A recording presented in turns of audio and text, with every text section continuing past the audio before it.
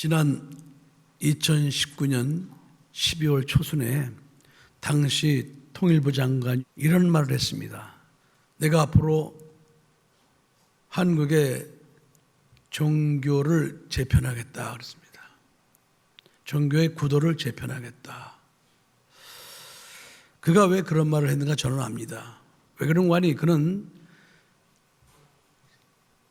통일부 장관으로서 그 사회주의 공산주의와의 통일을 해야 되는데 그 통일의 걸림돌이 우리나라에 있는 기독교이기 때문에 그렇습니다. 그런데 기독교의 세력이 크잖아요.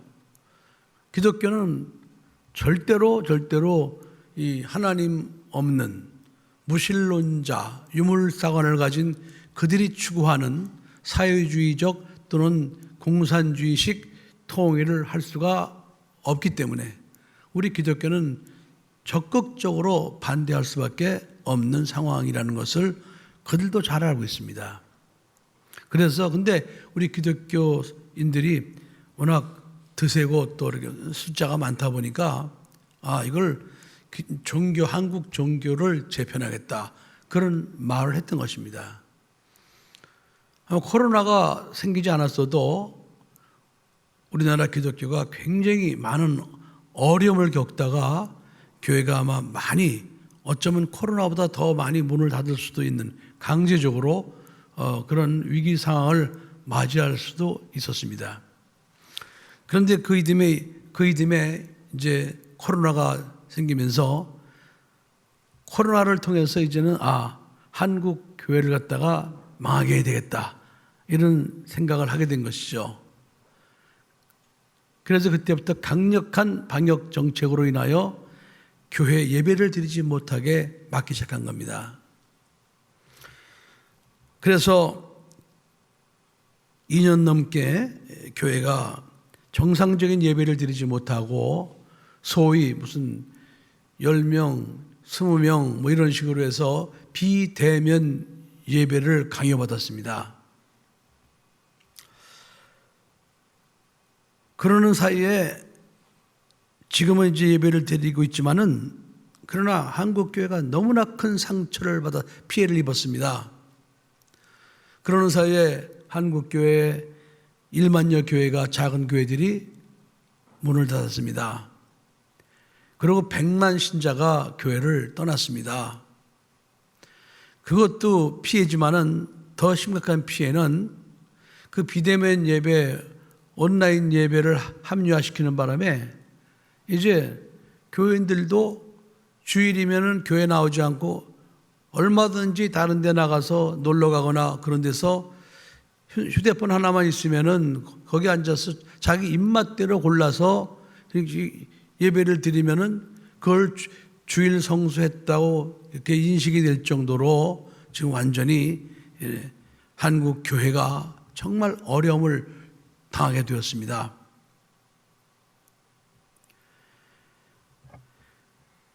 그러면서 자연스럽게 주일학교 학생회 이런 교회학교 부서들이 반토막 내지는 없어지는 교회들이 많이 생기게 되었습니다. 그러니까 그런 주일학교 학생회 이런 교육기관들이 줄거나 없어지기 시작하니까 앞으로 이제 세월이 지나면 흐르면 흐를수록 교회는 양로원처럼 돼가지고 나이 먹은 사람들만 이렇게 모여서 있고 젊은이들은 이제 교회에서 사라질 수밖에 없는 그런 상황이 벌어지고 만 것입니다. 저는 목회자로서 이런 상황을 맞닥뜨리면서 정말 고민이 많이 됐습니다. 왜 그런 거 아니? 정부의 방역 정책을 따르자니 하나님의 말씀을 거역하는 것이고 또 하나님의 말씀을 순종하려다 보니 또 주변에서 무슨 생명을 경시하고 코로나가 사람을 죽이는데 그 코로나에 관계없이 저렇게 무작정 종교 광신도들이라는 비난과 핍박을 통해서 우리 교회가 앞으로 이제 전도하고 주의 일을 감당하는데 굉장히 어려움을 겪게 될 것이 눈에 보였기 때문에 그 갈림길에서 그 사이에서 제가 엄청난 고민을 했습니다. 그렇게 고민을 하다 보니까 제가 당뇨 수치가 높아져 가지고 330까지 당뇨가 올라갔습니다. 제가 겉으로는 말 안 했지만은 저는 심각한 고민과 정말 어려운 갈등을 겪고 있었습니다. 저 혼자 같으면은 죽더라도 예배를 강요할 텐데, 우리 성도들이 저와 똑같은 믿음을 가진 것도 아니고, 그래서 정말 참 눈물을 삼키면서 그 예배를 드리지 못하고 그랬던 그런 상황 속에서 얼마나 힘들었는지 모릅니다. 그런데 그 힘든 상황이 다른 게 아니었어요. 내가 주의 종으로서 하나님의 말씀을 불순종하고 하나님 말씀보다 세상 법을 더 무서워하고 코로나를 무서워하고 이렇게 해서 하나님의 말씀의 법을 지키지 않고 이렇게 하는 제 자신이 얼마나 비겁하고 얼마나 가슴 아팠는지 모릅니다. 이것이 저에겐 큰 고통이었습니다. 여러분, 세상에는 하위법이 있고 상위법이 있습니다. 또 세상에는 지방법원이 있고 고등법원이 있고 대법원이 있습니다. 판결 기준이 다릅니다. 법에는 하위법이 있고 상위법이 있어요. 그런데 하나님께서 하신 말씀이 그냥 권면의 말씀이 아니고 하나님의 말씀은 법이요 명령이라고 말씀하고 계십니다. 여러분, 하나님의 말씀이 법이라는 사실 믿으십니까?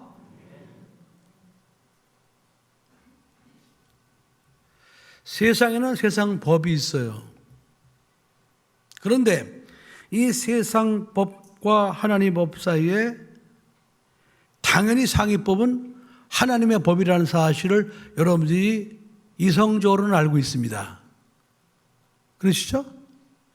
그런데 이게 상황이 불어닥치면은 그 상위법, 하나님의 법은 어디로 갔는지 보이지도 않고 당장 나에게 영향을 끼치는 세상 법이 무서워서 세상 법에 영향을 받고 세상 법을 지키려고 하는 그것이 오늘 솔직한 우리 오늘날 기독교인들의 모습이 되고 말았습니다. 코로나 사태가 퍼져서 정부에서 강제적으로 예배를 못 드리게 할 때, 그때 만일에 한국교회 지도자들이 전부 다 마음이 하나가 돼서 절대로 우리는 하나님께 드린 예배를 포기할 수 없다, 그리고 당당하게 맞섰으면은 정부가 함부로 그렇게 교회 예배를 드리지 못하게 해주지 못했을 것입니다. 그런데 한국에 있는 큰 교회 목회자들 대부분이다, 거의 대부분이 하나님도 생명을 중시하는 분이시니까 저 사람을 죽게 하는 코로나로부터 생명을 보존하는 것이 하나님의 뜻이다, 종교가 그렇게 해야 된다, 그런 논리를 앞세워서 스스로 자진해서 예배를 다 포기했어요. 그러다 보니까 대형 교회들이 그렇게 하니까 작은 교회, 또 중형 교회, 소형 교회 혼자서 아무리 발버둥 쳐봐야 되질 않았습니다. 하지만 그런 가운데서 저는 신앙 양심을 가지고 있었기 때문에 이래서는 안 된다, 이래서는 안 되는데, 이래서는 안 되는 걸 알면서도 그렇게 하지 못하는 그 안타까운 마음, 그것 때문에 저는 얼마나 많은 그 고통, 심적 고통을 당했는지 모릅니다. 여러분, 하나님의 법은 이 세상에 어떤 법과도 견줄 수가 없어요. 비교할 수가 없어요. 하나님의 법은 최우선하여 지켜야 될 하나님의 명령입니다. 하나님의 법은 우리를 살리는 법이에요. 하나님의 법은 우리 죽이는 법이 아닙니다. 하나님의 법은 우리를 살리는 법이에요. 하나님 우리를 사랑하셔서 우리에게 살리는 법을 주셨어요. 그 계명도 살리는 법이고 예수님도 이 땅에 오셔서 우리를 살리기 위해 죽어주셨어요. 그리고 보혜사 성령을 보내주신 하나님, 우리를 살리기 위해서 성령을 보내주신 겁니다. 근데 이런 사실을 갖다가 무시하고 세상 법이 두려워서 하나님의 법을 갖다가 다 뒤로 하고 무시하고 세상 법을 갖다가 우선해서 지켰던 그런 잘못을 우리 한국 교회가 지난 코로나를 통해서 그렇게 그런 행동을 보였던 겁니다.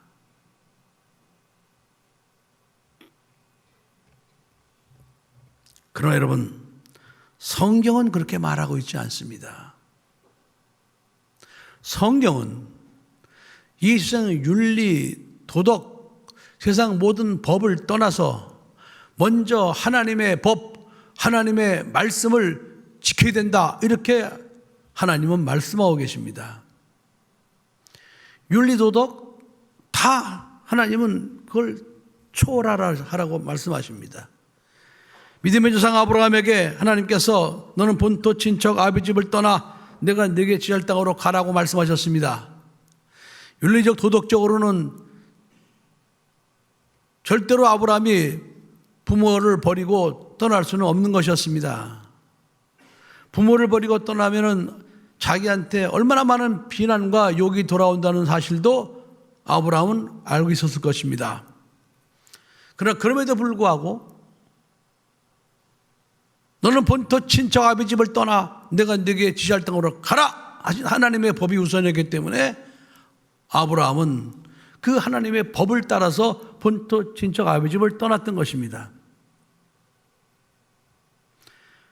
그렇게 해서 그가 믿음의 조상이 되었고, 그렇게 해서 그가 많은 믿는 사람들의 믿음의 조상이 되었던 것입니다.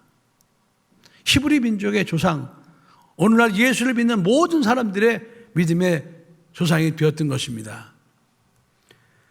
여러분, 세상 법, 세상 윤리와 도덕, 그것과 하나님의 법이 상충될 때 세상 윤리와 도덕, 세상의 법을 뒤로하고 하나님의 법에 우선해서 순종하고 나갈 때 그 뒷책임은 하나님이 지시는 겁니다. 그런데 우리는 이 간극을 벗어나지 못하고 끝까지 세상 법에 함몰돼서 살아가는 것이 오늘 우리들의 모습입니다. 여러분, 성경에 그런 사건들이 많이 있어요. 사드락과 메삭과 아벳느고를 보십시오. 당시 느부갓네살 왕이 금신상을 만들어 놓고 앞으로 이제 음악이 들려지고 악기가 울려지고 할 때 그 소리를 듣는 사람은 모두가 금신상에 엎드려 절하라는 그런 왕의 조서가 내려졌습니다. 그 법이란 말이죠. 법이 반포가 된 거예요. 사드락과 메삭과 아벳느고는 그 왕의 법이 있었지만은 그러나 왕의 법을 따라서 순종할 수가 없었습니다. 왜 그런 거 아니? 그것보다 상위법, 우사에게 절하지 말라는 하나님의 법이 있었기 때문에 뜨거운 풀물 속에 던져진다 할지라도 우리는 절대로 우사에게 절할 수 없나이다. 당시 그 바벨론의 법과 하나님의 법이 지금 상충되고 있었어요. 그럴 때 사드락과 메삭과 아벳느고는 풀물 속에 던져지는 한이 있다 할지라도 하나님의 법을 어길 수가 없었습니다. 그래 어떻게 됐습니까? 절을 하지 않아서 뜨거운 풀물 속에 던져졌는데 하나님께서는 천사를 보내서 그들을 거기서 건져 주셨습니다. 그때 그 모습을 본 느부갓네살 왕이 다니엘서 3장 28절에 이렇게 고백했습니다. 사드락과 메삭과 아벳느고의 하나님을 찬송할지로다. 그가 그 사자를 보내사 자기를 의뢰하고 그 몸을 버려서 왕의 명을 거역하고 그 하나님 밖에는 다른 신들을 섬기지 아니하며 절하지 아니한 종들을 구원하시도다 그랬습니다. 그러니까 왕의 그 명령을 거역하고 왕의 명령을 거역했단 말이에요. 그리고 절하지 아니한 그들을 하나님이 그들을 갖다가 구원하셨다 그랬습니다. 여러분 이런 말씀을 믿으십니까? 다니엘도 마찬가지입니다. 한 달 동안 왕 외에 다른 신이나 다른 사람에게 무엇을 구하는 자는 사자굴 속에 집어넣겠다는 그것을 갖다가 어명을 갖다가 반포를 했습니다. 그리고 그 조서에 어인을 찍어가지고 법으로 만든 겁니다. 그게 다리오 왕 시대의 그 법이었습니다. 그러나 다니엘은 매일 하던 예루살렘을 향하여 하루에 3번씩 기도하던 것을 멈출 수가 없었습니다. 그래서 사자굴 속에 던져졌습니다. 그러나 하나님께서 천사를 보내서 그 다니엘을 사자굴 속에서 건져 주셨습니다. 여러분, 우리는 성경에 이러한 사건들이 너무 많은 걸 알고 있습니다. 그리고 세상 법보다 하나님의 법을 우선해서 지켰던 사람들의 결과도 성경에 얼마든지 많은 사건으로 나타나고 있음을 우리는 알고 있습니다. 그런데 우리 신앙생활 속에서는 지금 그건 다 어디로 간지 온데 간지 없이 사라져버리고 말았어요. 그리고 현실에 부딪히게 되면 현실도 급급해서 하나님의 법을 무시하고 세상 법을 따라가고 세상 법 타협하는 그것을 마치 그게 진짜 믿음인 줄 착각하고 믿음 생활하는 사람들이 얼마나 많이 있는지 모릅니다. 여러분, 코로나에 걸리지 않도록 교회를 핍박하고 했던 것이 그 결과가 어떻게 됐습니까? 여러분 생각해 보세요. 마태복음 12장 33절에 예수님께서 말씀하시기를 그 나무가 좋고 나쁘면 그 열매를 봐서 안다고 그랬습니다. 그러면은 정부 방역 정책에서는 그런 강력한 교회를 제재하고 예배를 드리지 못하게 하는 그 정책이 좋은 나무였는지 나쁜 나무였는지는 열매를 봐서 안다고 그랬어요.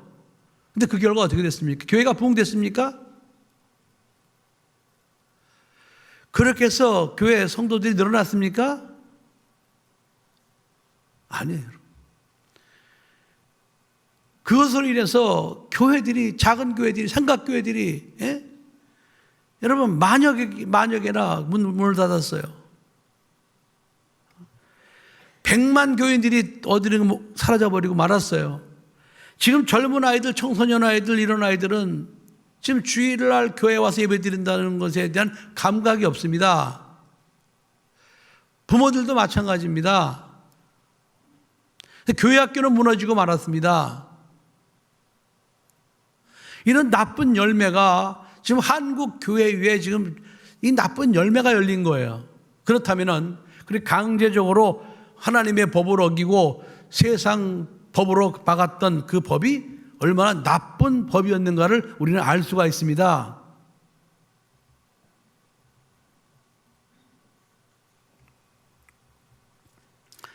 이제 우리는 다시는 이런 걸 번복해서는 안 됩니다. 앞으로 만일에 또 이런 상황이 벌어진다면 우리는 다 순교할 각오를 해야 됩니다.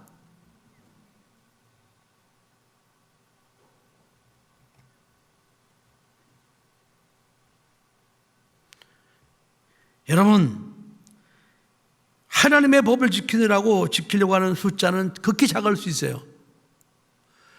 그러나 여러분, 하나님은 그렇게 하나님의 법을 지키기 위해서 세상 법을 어기고 하나님의 법을 지키는 사람들을 하나님은 믿음의 사람이라고 인정을 하십니다. 바벨론의 포로로 끌려갔던 사람들이 다니엘과 사드락과 메삭과 아벳느고 외에도 많았습니다. 그러나 성경의 믿음의 사람으로 기록된 사람은 다니엘과 세 친구 사드락과 메삭과 아벳느고밖에 없습니다. 그 사람들이 믿음에 성공한 사람 아니겠습니까, 여러분? 결국 우리의 믿음은 누구한테 인정을 받아야 됩니까? 우리는 하나님 앞에 인정을 받아야 됩니다. 죽더라도 하나님 앞에 믿음을 인정받아야 됩니다. 일제시대 때 법으로 신사참배를 강요했습니다. 그때 한국교회 대부분이 신사참배를 받아들이고 예배드리기 전에 신사에 경배를 하고 예배를 드렸습니다. 그러나 그때도 그것을 갖다 거부하고 믿음을 지켰던 주기철 목사님이라든지 이런 몇몇 신실한 장로님들, 성도들이 있었어요. 근데 결국 그들이 자기네가 그것이 얼마나 잘못된 것인가를 알고 6.25 전쟁이 끝난 1954년에 한국 장로교가 모여서 하나님 앞에 공식적으로 잘못을 시인했습니다. 만일에 여러분 그 신사참배했던 것이 옳았으면 왜 그들이 모여서 하나님 앞에 회개하겠습니까?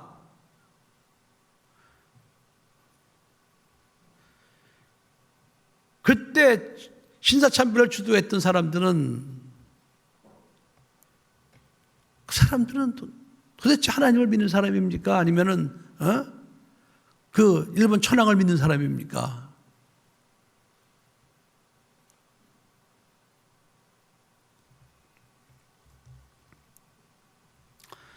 오늘 본문에 볼 것 같으면은 예수님께서 이제 그 높은 산에 올라가셨을 때 베드로와 야고보와 요한을 세 제자를 데리고 올라가셨습니다. 근데 올라가서 보니 갑자기 예수님의 모습이 변형되기 시작했습니다. 그러더니 그 옆에 모세, 엘리야가 등장을 했어요. 그러니 이것을 본 그 제자들이 얼마나 깜짝 놀랐겠습니까?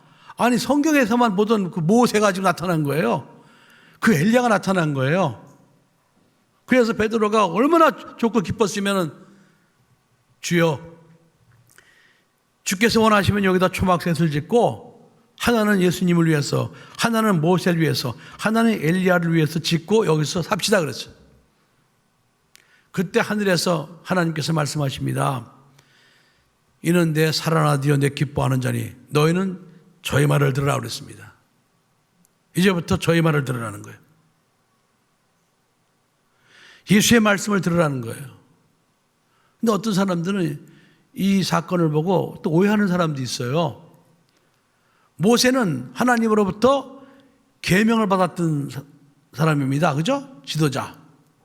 그리고 엘리야는 하나님의 말씀을 대언했던 선지자였어요. 그러니까 선지자의 대표는 엘리야였고 모세는 하나님으로부터 계명을 받은 사람이에요. 근데 이제 두 사람이 나타나는데 하나님께서 이제는 저 두 사람 말은 듣지 말고 예수님 말씀만 들으라고 이렇게 오해하는 사람들이 있어요. 그 뜻이 아니고요. 여러분, 대통령이 다른 나라를 갔다가 이제 이렇게 방문할 때 대통령이 먼저 특사를 보낼 수 있어요. 그죠? 특사를 보내가지고 이렇게 뭐 사전 작업을 합니다. 뭐 특사를 한 번도 보내주고 두 번도 보내주고 그래요. 그러고 나서 이제 모든 합의사항이 이루어지면은 그 다음에 대통령이 가서 그 합의된 사항에 대해서 이제 서로 대화를 하고 그렇게 하는 겁니다. 그러나 특사가 가서 말하는 말이 특사의 말이 아니죠. 그거는 대통령의 말이었죠. 그러니 대통령이 직접 왔으니까 이제는 특사의 말은 필요 없어요. 대통령의 말 들으면 되는 거예요. 그러나 특사의 말이 대통령의 말하고 다르지 않아요. 그런 것처럼 모세, 엘리야, 그들은 하나님의 아들 예수님이 오시기 전에 먼저 하나님의 아들이 오실 것을 예고하기 위해서 왔던 사람들이었어요. 그러나 진짜가 오신 거예요. 그래서 이제부터 너희는 저 진짜 오신 저분의 말을 들으라, 이런 의미에서 너희는 저의 말을 들으라 말씀하신 것이지, 모세 율법 계명 안 지켜도 돼, 필요 없어, 선지자 필요 없어, 이 뜻이 아니었다 이 말이에요, 여러분. 아멘. 그래서 우리는 지금도 하나님께서 주신 계명을 철저히 지켜야 되는 거예요. 그 계명은 하나님의 말씀입니다. 하나님께서 계명을 주신 목적은 뭐냐?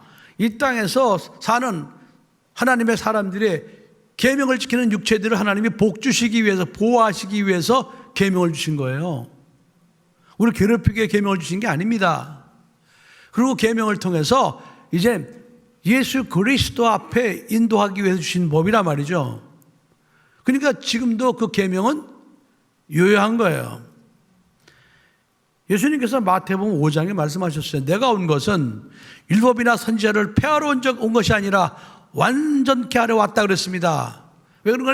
율법에는 용서하는 기능이 없거든요. 법이기 때문에.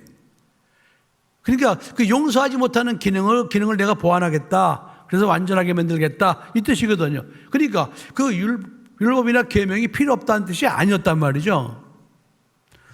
그래서 우리는 지금도 하나님의 계명을 목숨보다 더 귀하게 여기면서 하나님의 계명을 지켜야 되는 거예요.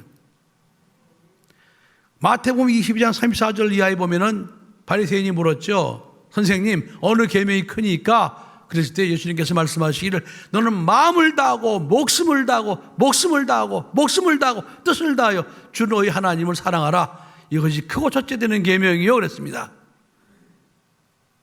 하나님을 섬길 때 목숨을 다해 섬기라 이거예요. 하나님의 계명을 지킬 때 목숨을 다해 지키라 이 말입니다. 살아있는 거예요. 어머니 살아있어요. 그 여러분 선지자는 하나님의 말씀을 대언하는 직분입니다. 오늘날 선지자가 누구겠습니까? 여러분도 다 선지자적 사명감을 가지고 있어요. 하지만 거룩한 주의 날 설교하는 목사님이 선지자 역할을 감당하는 겁니다. 그러면은 거룩한 주일에 하나님의 말씀을 대언하는 선지자의 그 말씀을 듣고 여러분들이 그 말씀을 하나님 말씀으로 받고 그 말씀에 순종을 하는 자가 저의 말을 듣는 자예요. 아멘. 물론 구약에도 보면 가짜 선지자들이 있었어요. 지금도 가짜 목사들이 있습니다. 아까 말씀드린 대로 코로나로 인해서 하나님께 예배 드리는 거 그것보다 예배 안 드려야 된다라고 말하는 사람은 다 가짜예요. 그거는 가짜.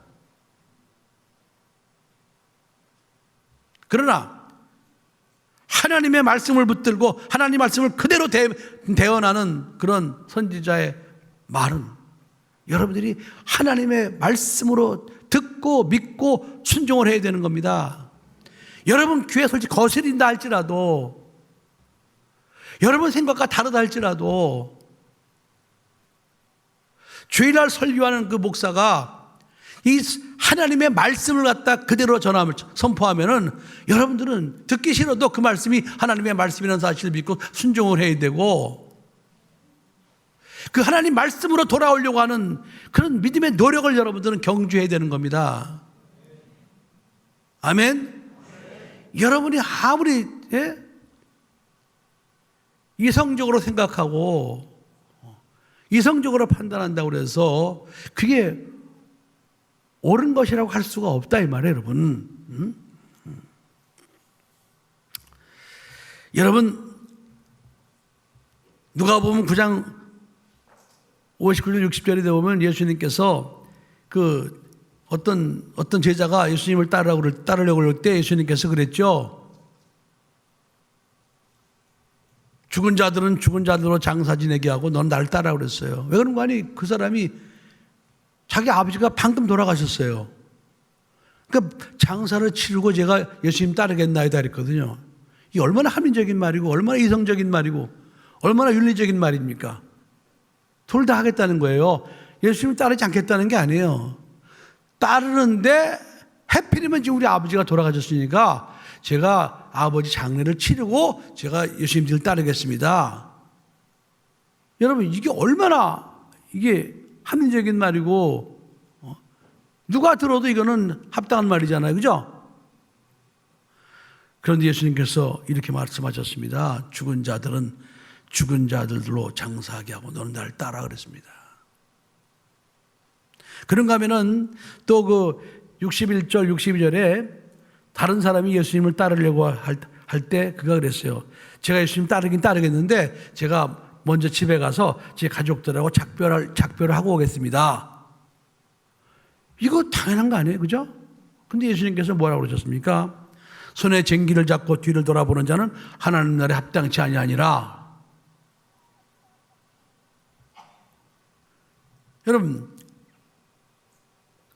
가족과 작별 인사하고 따르겠습니다 하는 말과 손에 쟁기를 잡고 뒤돌아보는 자는 합당치 않다고 말씀하신 그 말씀과 어떤 것이 옳습니까? 여러분은 어떤 말씀에 순종해야 되겠습니까? 여러분은 전자예요, 후자예요? 우리가 이성적으로는 전자예요, 그죠? 그러나 여러분, 너희는 저의 말을 들으라. 너희는 저의 말을 들으라. 그게 최상위 법이에요, 여러분. 이유 여하를 막론하고 예수님께서 그렇게 하라고 그랬으면 그렇게 해야 되는 것이 우리의 믿음이라는 사실 여러분 믿으시기 바랍니다. 여러분, 우리가 하나님이 원하시는 믿음이 무엇인가를 알고 있을 때 설령 우리가 그 믿음에 도달하지 못할 때 회개라도 할 수 있어요. 그런데 하나님이 원하시는 믿음이 뭔지를 알지 못하고 있다가 하나님의 말씀을 갖다 불순종하고 자기 생각대로 인본주의적으로 하는 사람들은요, 그 사람들이 저지르는 잘못은 뭐냐? 그것이 옳은 줄 알고 회개도 안 한단 말이에요. 회개를 안 해요. 회개를 안 하게 되면 그것이 하나님 앞에 하나님은 기억하신다 이 말이에요. 끝까지 회개하게 안 하게 되면은 그는 회개하지 않은 것에 대한 하나님의 심판을 받을 수밖에 없거든요. 그러니까 우리는 하나님께서 원하시는 그 법이 뜻이 무엇인가를 정확히 알고 설령 우리가 그 믿음에 도달하지 못해서 우리가 그 말씀을 거역했을 때는 내가 잘못하고 있구나라는 사실을 깨닫고 예수의 피로 회개라도 해야 우리가 나중에 하나님의 심판을 받지 않을 거 아니겠냐 이 말입니다, 여러분. 무엇이 옳고 그런지를 알아야 된단 말이에요, 여러분. 무엇이 하나님께서 기뻐하시는 믿음인가는 알고 신앙생활을 하자 이 말입니다.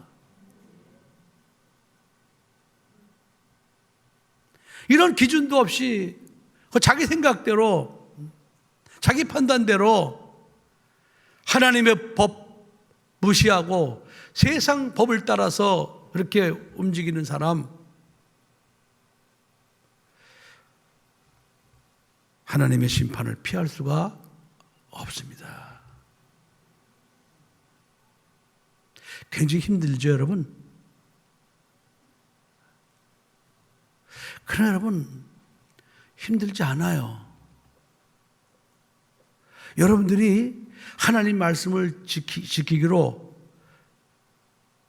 목숨을 다하면은 하나도 힘들지 않아요. 죽기로 각오하면 하나도 힘들지 않아요. 근데 죽기를 각오하지 않으니까 힘든 거예요. 어떻게든지 살아야 되겠다. 어떻게든지 걸리지 말아야 되겠다.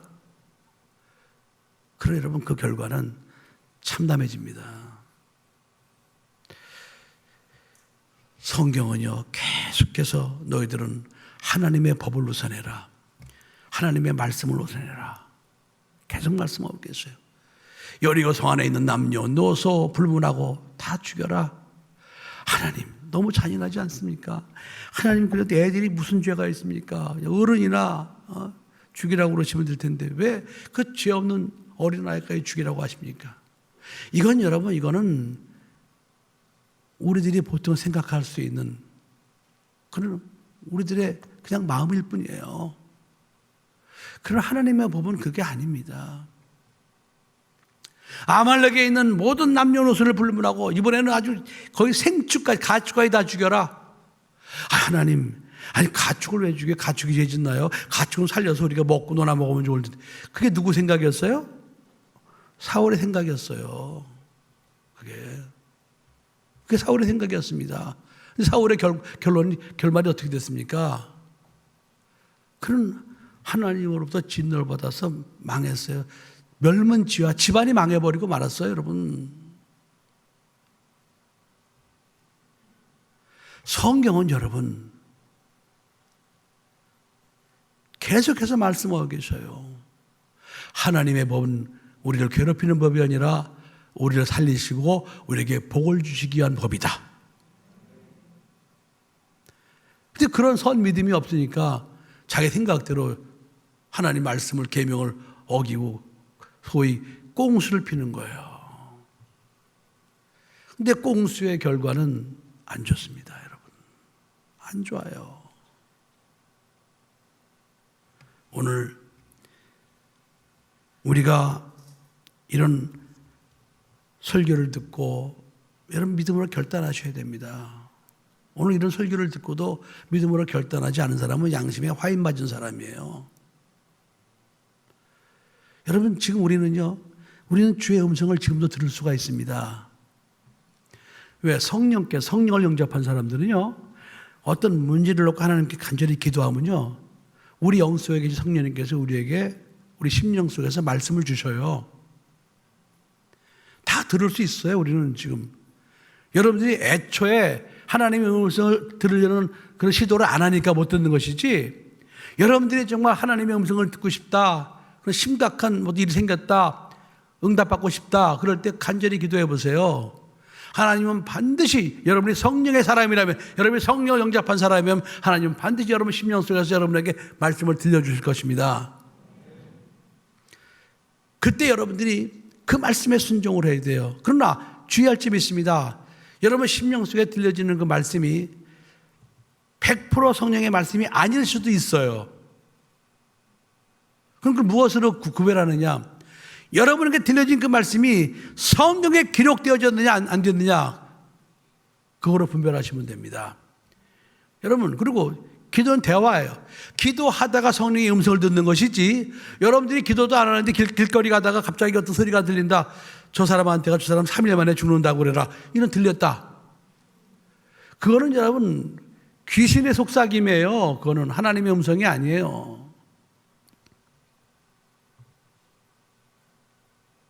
그런 걸 여러분이 분별하면서 하나님의 음성을 듣기를 원해야 됩니다.